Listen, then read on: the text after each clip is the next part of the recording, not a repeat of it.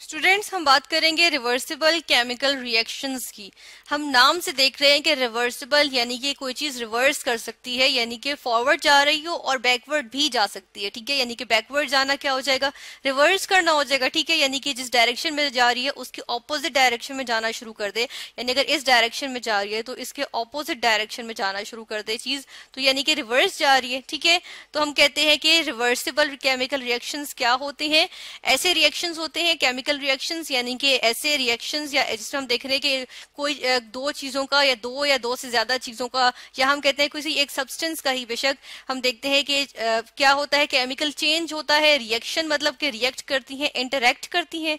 ठीक है, हम कहते हैं कि क्या होता है, इंटरैक्ट करती हैं। और केमिकल रिएक्शन मतलब केमिकल चेंज आता है। ठीक है, हम ये देख लेते हैं कि केमिकल चेंज आता है, उसके नतीजे में, केमिकल चेंज के नतीजे में क्या होता है, हम देखते हैं कि कोई ऐसा सब्सटेंस बन जाता है जिसको हम प्रोडक्ट कहते हैं, और वो क्या होता है, वो डिफरेंट होता है जिनसे वो मिलके बना है। ठीक है, तो जिनसे वो मिलके बना होता है उसको हम क्या कह लेते हैं, उसको हम जो है वो रिएक्टेंट कह लेते हैं, और जो चीज बनती है हमारे पास उसको हम प्रोडक्ट कह लेते हैं। ठीक है, और रिवर्सिबल रिएक्शंस में हम देख रहे हैं कि जो रिएक्टेंट्स होते हैं, जिस तरह यहाँ पर भी अगर हम लिख दें कि इनको हम क्या कह रहे हैं, हम इनको रिएक्टेंट्स कह रहे हैं। ठीक है, ये हमारे पास क्या है, रिएक्टेंट्स, और जो चीज बन रही है उसको हम क्या कह रहे हैं, उसको हम कह रहे हैं प्रोडक्ट। ठीक है, तो रिएक्टेंट से हमारे पास क्या चीज बन रही है, प्रोडक्ट या प्रोडक्ट्स बन रही है। ठीक है, हम एस भी लिख देते हैं ब्रैकेट में कि प्रोडक्ट्स भी बन सकती हैं। तो हम देख रहे हैं कि रिएक्टेंट्स जो है वो प्रोडक्ट्स बना रहे हैं, और प्रोडक्ट्स रिवर्स करके जो है वो रिएक्टेंट्स बना रहे हैं, यानी कि रिएक्शन जो है वो फॉरवर्ड भी जा रहा है, FWD में फॉरवर्ड के लिए लिख रही हूँ, और रिएक्शन जो है वो रिवर्स भी कर रहा है। ठीक है, रिवर्स भी जा रहा है, यानी बैकवर्ड भी जा रहा है। ठीक है, तो ये कहलाते हैं रिवर्सिबल केमिकल रिएक्शंस। हम देखते हैं कि 1803 यानी कि 1803 की हम बात करते हैं, इससे पहले तक यही तस्वुर किया जाता था कि सारे रिएक्शन सिर्फ फॉरवर्ड जाते हैं। ठीक है, यानी कि अगर एक रिएक्शन हो रहा है तो, या हम यहाँ पे चलें, रिएक्शन के लिए आर नहीं लिखते, हम कहते हैं कि ए है, तो ये ए जो है वो बी के साथ रिएक्ट करके जो है वो हमेशा जो है वो ए बी ही बनाएगा। ठीक है, और हमारे पास उस वक्त ये तस्वुर नहीं था कि ए बी जो है वो वापस जो है वो ए और बी भी बना सकता है। ठीक है, तो हम देखते हैं कि 1803 में क्या हुआ कि जो एक फ्रेंच केमिस्ट है हमारे पास, हम कहते हैं कि फ्रेंच केमिस्ट थे, और उनका नाम क्या था, हम उनका नाम भी साथ देख लेते हैं। फ्रेंच केमिस्ट जिनका नाम था लुई बर्थोलेट। ठीक है, लुई बर्थलेट, बर्थलेट की स्पेलिंग लिख लेती हूँ, BRTHOLE ठीक है, लुई बर्थलेट हमारे पास एक जो है वो फ्रेंच केमिस्ट हैं। ठीक है, थे जो जिन्होंने क्या किया, उन्होंने जो है वो ऑब्जर्व किया। क्या ऑब्जर्व किया उन्होंने, हम देखते हैं कि उन्होंने देखा कि जो हमारे पास सोडियम कार्बोनेट होता है, जिसको हम सोडा ऐश भी कहते हैं। ठीक है, सोडा ऐश जो है वो कैल्शियम क्लोराइड के साथ जब रिएक्ट करता है तो वो बनाता है सोडियम क्लोराइड। ठीक है, ये हमारे पास सोडियम क्लोराइड आ गया, और क्या चीज बनती है, और हमारे पास बनता है कैल्शियम कार्बोनेट, यानी कि चूने का पत्थर बन जाता है। ठीक है, ये हमारे पास रिएक्शन आता है। तो हम देख रहे हैं कि ये जो हमारे जो फ्रेंच केमिस्ट थे लुई बर्थलेट, इन्होंने ये ऑब्जर्व किया कि सोडियम कार्बोनेट कैल्शियम क्लोराइड के साथ रिएक्ट करके जब सोडियम क्लोराइड और कैल्शियम कार्बोनेट बनाता है, तो उसके अलावा उन्होंने जब रिवर बेड्स पे देखा, यानी कि दरिया के किनारे देखा, तो उन्होंने देखा कि जो, क्योंकि जो पत्थर होते हैं वो चूने के पत्थर से भी बने होते हैं, उनके अंदर कैल्शियम कार्बोनेट भी मौजूद होता है, और दरिया के पानी में सोडियम क्लोराइड भी थोड़ा थोड़ा मौजूद होता है। तो उन्होंने देखा कि दरिया के जो किनारे होते हैं, यानी रिवर बैंक्स जिनको कहते हैं, उधर जो है वो उनको सोडियम कार्बोनेट के जो है वो जखीरे नजर आए। ठीक है, यानी कि थोड़ा थोड़ा जो है वो सोडियम कार्बोनेट जमा हुआ था वहां पे। तो उन्होंने ये अंदाजा लगाया कि ये रिएक्शन जो है वो सिर्फ फॉरवर्ड नहीं जाता, यानी कि अगर हमारे पास कैल्शियम कार्बोनेट और सोडियम क्लोराइड मौजूद हो तो वो जो है वो वापस जो वो रिएक्ट करके जो है वो इस रिएक्शन का उलट भी दे सकते हैं।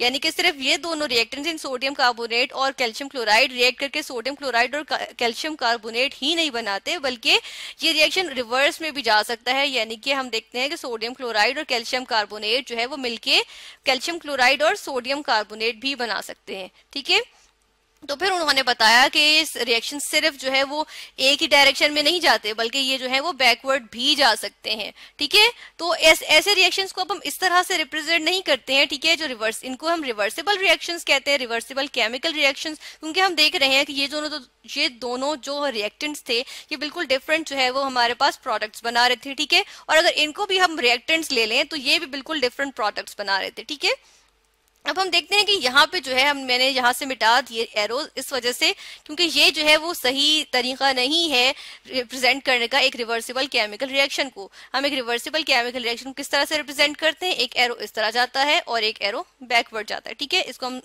नीचे वाले को हम जो है सही तरह बना लेते हैं इस तरह, ठीक है। ये हम देखते हैं कि रिएक्शन फॉरवर्ड भी जा रहा है और रिएक्शन बैकवर्ड भी जा रहा है, ठीक है। ये हमारे पास रिप्रेजेंटेशन होती है किसके लिए, ये होती है हमारे पास एक रिवर्सिबल केमिकल रिएक्शन को रिप्रेजेंट करने के लिए, ठीक है। फिर हम ये देखते हैं कि जो हमारे पास रिएक्शंस, दो तरह के रिएक्शंस आ गए। एक रिएक्शंस ऐसे हैं जो रिवर्सिबल है, जो दोनों तरफ जा सकते हैं, दूसरे होते हैं इररिवर्सिबल केमिकल रिएक्शंस, ठीक है। इररिवर्सिबल केमिकल रिएक्शंस की बात करें तो इररिवर्सिबल केमिकल रिएक्शंस में क्या होता है, इररिवर्सिबल केमिकल रिएक्शंस में हम देखते हैं कि ए, और जिस तरह ऊपर हमने बात की थी यहाँ पे हम कहते हैं कि ए जो है वो बी से रिएक्ट करेगा तो क्या करेगा, ए बी बना लेगा, ठीक है। अब क्या होगा कि ए बी जब बनेगा तो ए बी रिएक्ट करते रहेंगे और आखिर में बना लेंगे ए बी, ठीक है। जबकि हम अगर इर हटा के यानी कि रिवर्सिबल रिएक्शंस की बात करें तो उसमें क्या होता है कि इसमें जो है वो रिएक्टेंट्स और प्रोडक्ट्स जो है वो यूज नहीं हो, सारा का सारा यूज नहीं हो जाता। जिस तरह रिवर्सिबल में हम देख रहे हैं सारा का सारा ए बी यूज हो गए, ए और बी सारे के सारा यूज हो गया और ए बी एक प्रोडक्ट हमारे पास आ गई।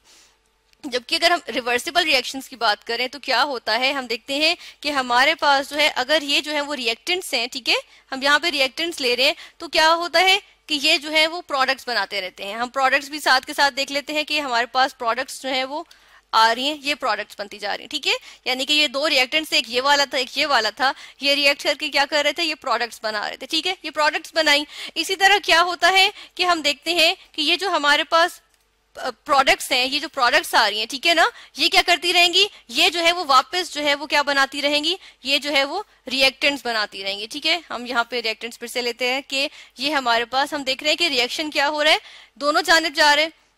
अब हम देख रहे हैं कि ये वाली चीज जो वो ये बना रही है और ये वाली चीज हम यहाँ लिख रहे हैं तो ये वाली चीज ये बना रही है, ठीक है। तो एक दफा रिएक्टेंट प्रोडक्ट है, रिएक्टेंट से प्रोडक्ट बन रहे हैं और जो ये प्रोडक्ट थे इनसे क्या हो रही है, रिएक्टेंट वापस बन रहा है। तो ये हमारे पास कौन से रिएक्शंस है, ये हमारे पास आ गए रिवर्सिबल रिएक्शंस, ठीक है, ये रिवर्सिबल रिएक्शंस हो गए, ठीक है। अब हम जो है वो इसका जो है वो एक ग्राफ देख लेते हैं कि किस तरह का हमारे पास जो है वो ग्राफ आता है। हम ग्राफ के लिए क्या करते हैं कि यहाँ पर जो है वो एक ग्राफ के लिए लाइन लगा लेते हैं, ठीक है। ये हमारे पास एक लाइन आ गई, अब इस पे हम जो है वो ग्राफ बनाते हैं, ठीक है।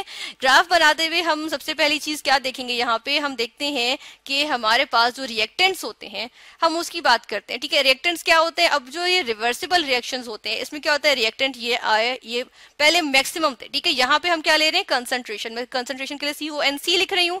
कंसंट्रेशन यानी अमाउंट कितनी है एक सोल्यूशन में या एक गिवन चीज में हमारे पास, और यहाँ पे हम ले लेते हैं टाइम, ठीक है।